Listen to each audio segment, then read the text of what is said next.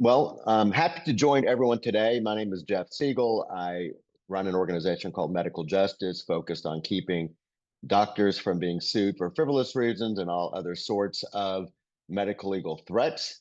And today we're going to have a chat. Actually, here's my background. I'm a board certified neurosurgeon. I also went over to the dark side, so I'm a lawyer now. And in between, I was in biotech. But we've spent several decades now keeping doctors from being sued for frivolous reasons, helping practitioners avoid assaults on reputation, and all other sorts of paper cuts that make practicing somewhat more difficult than it has to be.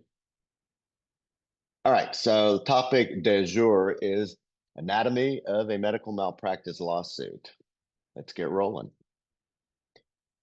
Most of the time, doctors get introduced to the medical legal world is when they are sued. When they are sued, do we learn anything when we're medical students, residents, or fellows? Nope. I know that I certainly didn't. First time that I learned anything about medical malpractice litigation was when I was sued.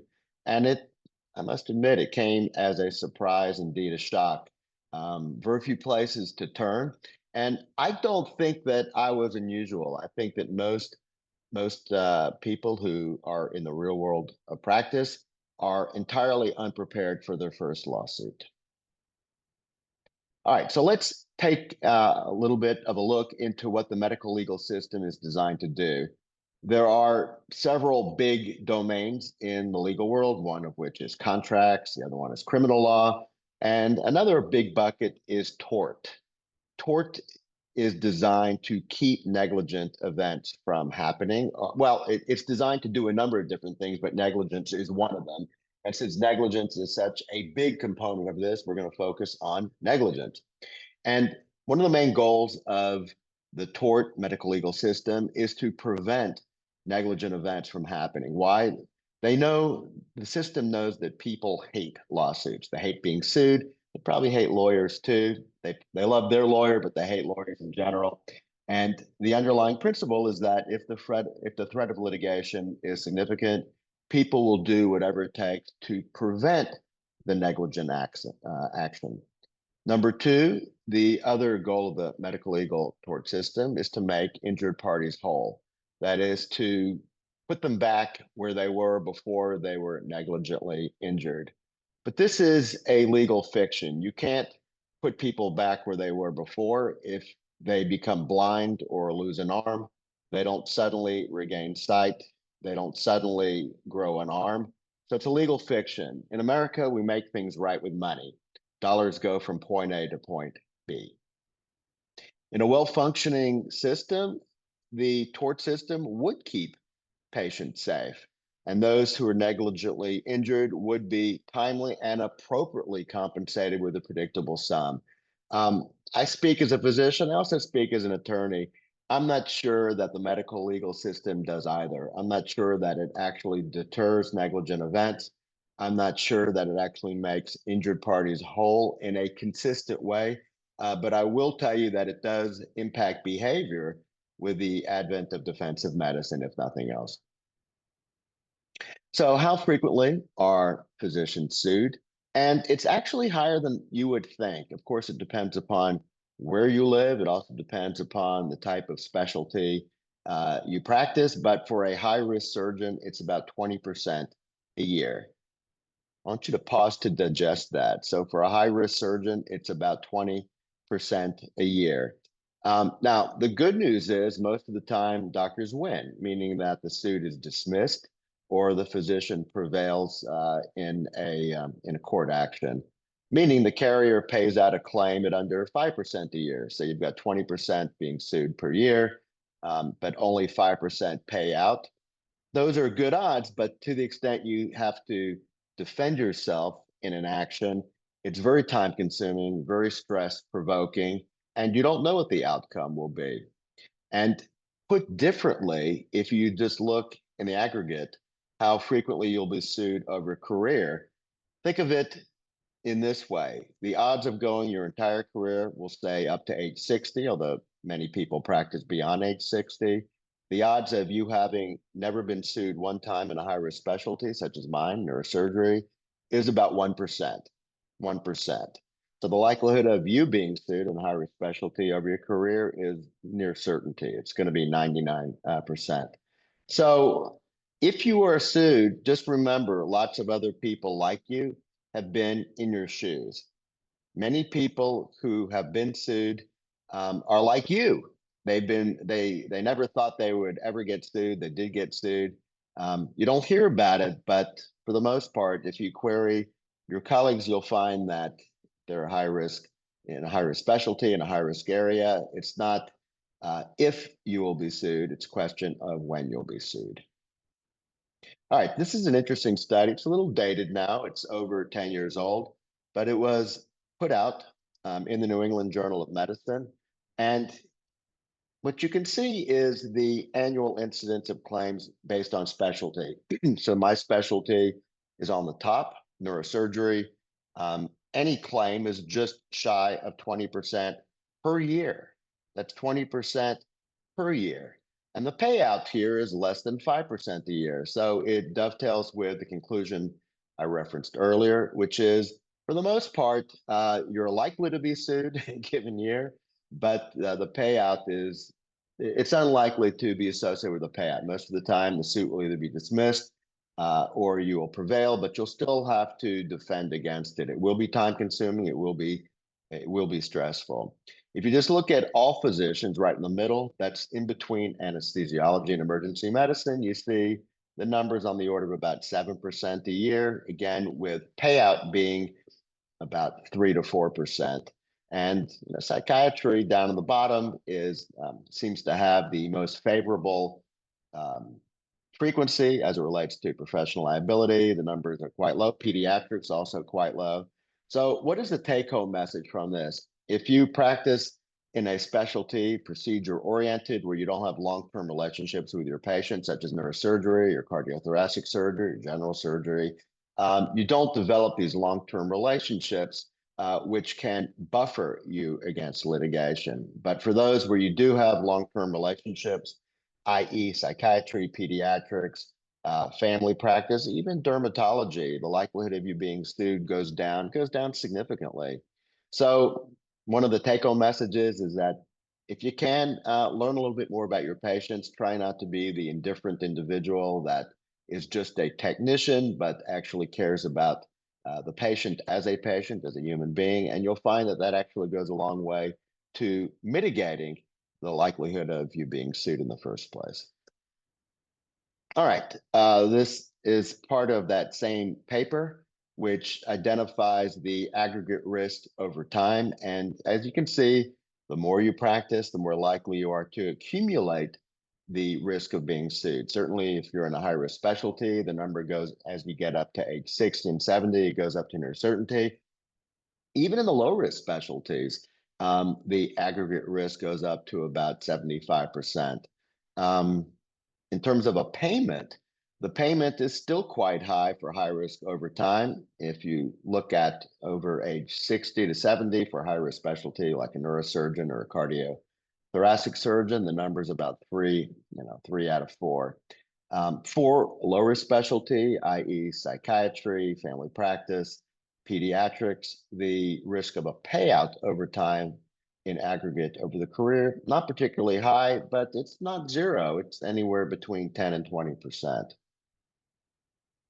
All right, so let's talk about what makes up a medical malpractice claim. So the first thing you should learn is that you don't have the burden of proof to defend.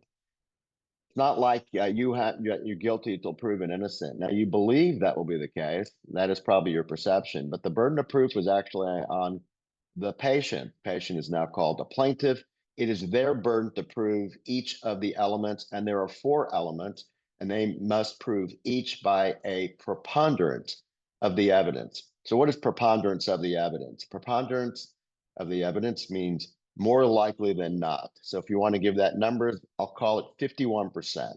It's a little bit more than a coin flip. If you want to look at a different type of proof, it would be in the criminal justice system, where the state or the federal government must prove its case beyond a reasonable doubt. So in my mind, that's probably 99%. And in between, there's a standard, not relevant here, but I'll just mention it for the sake of completeness, which is clear and convincing evidence, where a patient, for example, would have to prove a particular claim by clear and convincing evidence. And using numbers, that's probably about 75%. And there are some situations where a patient is obligated, now a plaintiff, to prove their case by clear and convincing evidence, particularly if they're alleging fraud. If they're alleging that somehow you spoiled the record, that you crossed things out, then you didn't have an audit trail, and you changed your observations from something that was previously damning to something that makes you look like a saint, they would have to prove that by clear and convincing evidence, which is 75%. All right, back to the four things that the plaintiff must prove. First, that there existed a doctor-patient relationship, and because of that relationship, you owed the patient a duty. That's number one. Number two is that you breached the standard of care. You had a duty to comport with the standard of care, but you breached the standard of care. Number three, that breach caused. Number four, damages. The patient must be injured. Can't just be that they didn't like the way you treated them, meaning that you were mean to them, or that you had poor bedside manner, or that you didn't have adequate parking in the garage. There need to be calculable damages. So again, four things. There needs to be a doctor-patient relationship where you owe the patient a duty. You breach the standard of care inherent in that duty, and that breach caused damages. Okay, let's dive in a little bit more. Okay, first and foremost, was there a doctor-patient relationship? Now, typically the answer is going to be, well, yes, there was a doctor-patient relationship. This is really not that challenging for many cases going forward. I mean, if you see a patient, if you examine a patient, if you make a diagnosis, you take a patient in the operating room, there naturally is a doctor-patient relationship. And I generally tell physicians, if the patient reasonably believes the doctor-patient relationship has been formed, it really has been formed for the most part. It will be your burden to disprove it. But for the moment, if a patient truly believes, reasonably believes that a doctor-patient relationship has been formed, this prong has been met. Yes, there was a doctor-patient relationship. Now, sometimes it's not entirely obvious that there's a doctor-patient relationship. Let's talk about one situation that can come up, the proverbial curbside consult. So here's an example. You're a neurosurgeon, an internist colleague sees you in the hall, grabs you and says, hey, look, I've got this patient of mine who tripped, fell, he's in the emergency room. I'm not sure if he needs a C-spine image. Yeah, maybe, maybe not. And you retort back, an imaging study is entirely unnecessary. And then your internist colleague goes back and documents your opinion in the chart, okay? They document your opinion. They may say, hey, look, I spoke with Dr. Segal. He said that in this particular case, based on the facts that I gave him, an imaging study is entirely unnecessary. So now if your name is in the chart and your opinion is wrong, and the patient ultimately has a cervical spine injury and let's say a quadriplegic or quadriplegic, you could be sued. And here, what's crazy is that you never saw the patient, but your opinion, how it was delivered, and the way it kind of moved forward ultimately impacted the trajectory of care. And there was a bad outcome. Now, at some point down the road, we'll be putting together a video on curbside consults, because sometimes curbside consults are not problematic, and for the most part, you will be either immune or unlikely to be sued, even if your name appears in the chart. But more on that later. All right, the second prong is the standard of care.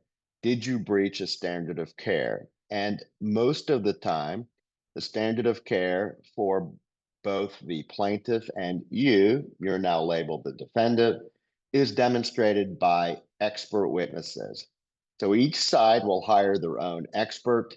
to explain how you either violated a standard of care or how you adhered to the standard of care. The standard of care is what a reasonably prudent doctor in your specialty would have done under same or similar circumstances.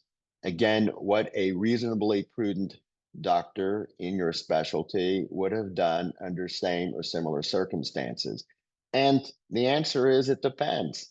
Not every doctor does the exact same thing. So it shouldn't be shocking that experts sometimes have divergent opinions. The standard of care is not typically in some book where you can look it up. It's going to depend upon the individual facts of the case, which is why there is the proverbial battle of the experts. Part of the problem is that medicine is not an exact science. It's an art, and it's also changing. What was the standard of care today may not be the standard of care next year. But experts are brought in. Their goal is to present the case to a jury, and they buttress their reputation by demonstrating prowess in their education, training, and experience. They can also point to definitive guidelines, to textbooks, to papers. And as you know, many of the papers conflict with each other. In fact, guidelines conflict with each other. That's why there are so many guidelines out there, because there are no definitive guidelines. They are just there to guide, not there to serve as the definitive standard of care. And part of this is why the practice of medicine is messy.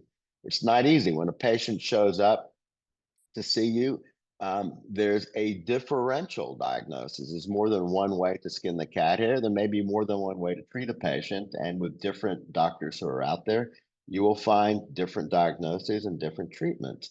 And that manifests itself in the standard of care. All right. What's really important to learn and to know is that the standard of care is not ideal care. It's not perfect care. It's not optimal care. It's a floor. You don't want to go below the floor. It's not the aspirational ceiling, but it is the floor. And if you go below the floor, you have breached the standard of care. So is there a more formal way of defining what the standard of care is? Well, it's what a majority of your colleagues would do. Some will also add, it's what a respectable minority of your colleagues would do. So I don't want to get into the weeds. Some states, most states are what a majority of your colleagues would do. Other states include the respectable minority possibility. But for the most part, if you're in this bucket, what a majority or respectable minority of your colleagues would do under same or similar circumstances, you probably have comported with a standard of care. Now, conversely, if nobody would do what you're doing, you're either in breach of the standard of care or you're conducting research. Okay, if you're the only person doing something, you could certainly argue, hey, I was doing research. And research isn't the standard of care. Research may become the standard of care down the road. So for example, if Pfizer is doing a drug trial, it will hire a collection of clinicians to test its compounds on a cohort of patients. And is that the standard of care? No, it's not the standard of care, because they're testing it out to see whether this compound may be useful for treating a particular condition down the road. So there is a place for research, but research is not what is typically addressed in the conventional medical legal tort system. Can you be sued doing research? Yes, this is America. You can be sued for virtually anything. And if you want to do research, you want to make sure that you've got coverage for any challenges related to research. But that's another story for another day, maybe another video for another day. We'll see. All right, the third prong is that your breach in the standard of care on your patient must have caused an injury, must have caused an injury. So here the plaintiff must show that the violation caused a discernible injury. Okay, so let's go through a particular example here where the patient has an injury, but a breach in the standard of care did not cause that injury. So in this vignette, your patient is recovering from a spinal operation, and while he's recovering, he dies from an incidental asymptomatic cerebral aneurysm. Nobody knew about it. This had never been diagnosed previously. He had no symptoms pointing to an aneurysm, but it blew while he was in the recovery ward and recovery unit. And he clearly has damages because he went in for spinal surgery and now he's dead. But there's nothing you did that caused these damages. It was an incidental finding related to an asymptomatic aneurysm that caused the problem. You may have some explaining to do. My guess is this is not just going to go away, but in terms of being able to prosecute this case from beginning to end and have the patient, now the plaintiff or their family, collect a judgment, I think the odds of that happening are pretty low. All right, so let's talk about you breached the standard of care, but nothing happened. You dodged the bullet. So in this vignette, let's assume the standard of care would be to give prophylactic antibiotics for craniotomy. And for whatever reason, you forget. You just do not deliver the antibiotics. If the patient never has any sequela from that, the patient never gets an infection, there are no damages. It doesn't matter that you forgot to give the antibiotics because the patient has experienced no damages. You did breach the standard of care because, as we said, the standard of care is prophylactic antibiotics for craniotomy, but it doesn't matter. There are no damages. Now, does that mean you'll never have any problem associated with that? No, because you did breach the standard of care. It's possible a peer review committee may take issue with you and bring you before the committee. It's possible the Board of Medicine could learn about this, and the Board of Medicine doesn't necessarily need to see damages. They would just care whether there's been a breach in the standard of care. And if so, the answer is yeah, they could take action. But for the most part, since we're limiting our discussion to litigation, if there's no injury, there's no lawsuit. And for the most part, most attorneys get it. If they're not looking at a big pile of gold at the end of the rainbow, then they're not going to be interested in prosecuting a case. And even if they were interested in prosecuting such a case, it likely would go nowhere. Okay, so getting back to our 4 points, let's go through that one more time. For a plaintiff to prevail, they need to demonstrate by a preponderance of evidence, that's 51 to 49, several things. One, that there was an established doctor-patient relationship, and because of that relationship, you, the doctor, owed this individual a duty of reasonable care. Number two, you breached the standard of care, what a reasonably prudent doctor in your specialty would have done under same or similar circumstances. Number three, that breach. Number four, caused damages. All right. So now that we've chatted about the mechanics of litigation, are there things you can actually do to keep yourself out of the crosshairs? Are there things you can do to prevent being sued? And the answer is yes. There are a number of things.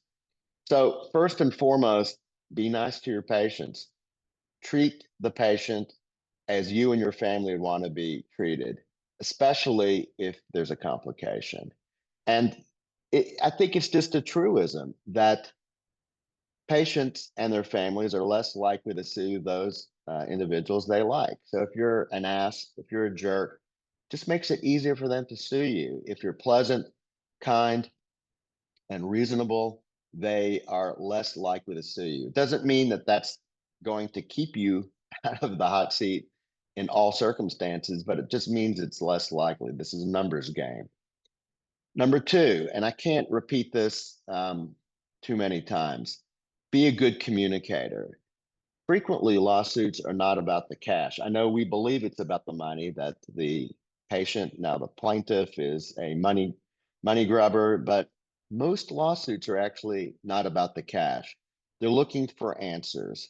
And a lawsuit is typically the end result of a frustrated search to get answers. They've been unsuccessful.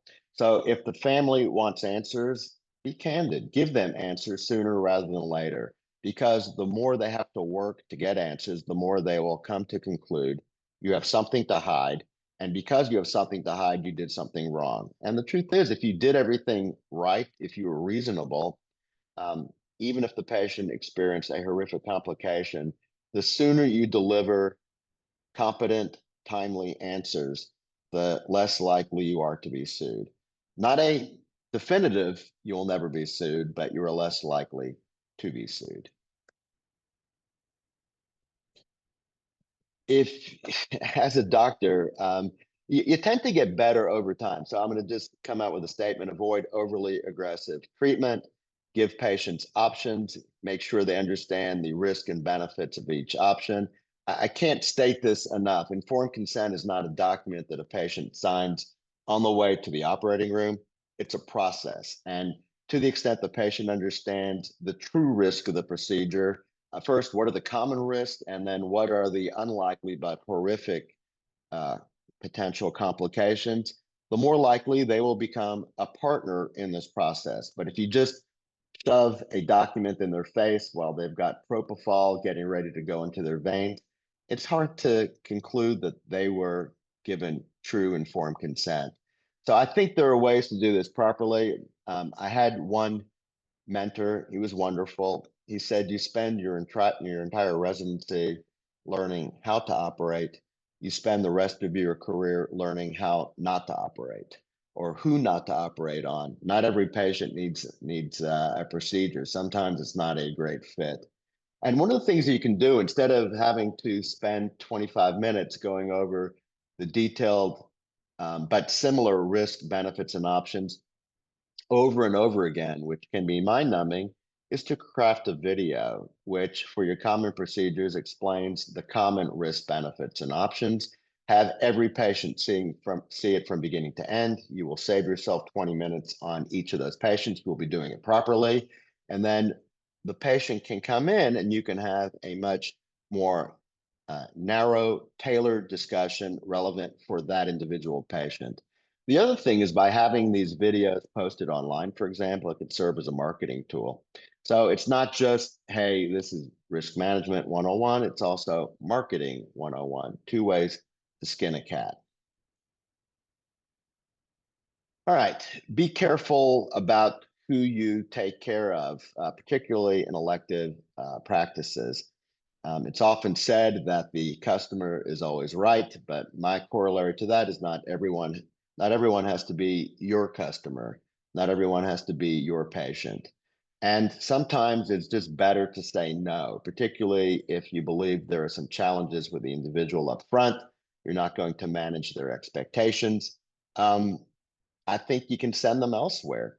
And this is particularly the case if you do not have the skill set to do a particular procedure. If you don't have the skill set, send these people to other practices that have background training and experience.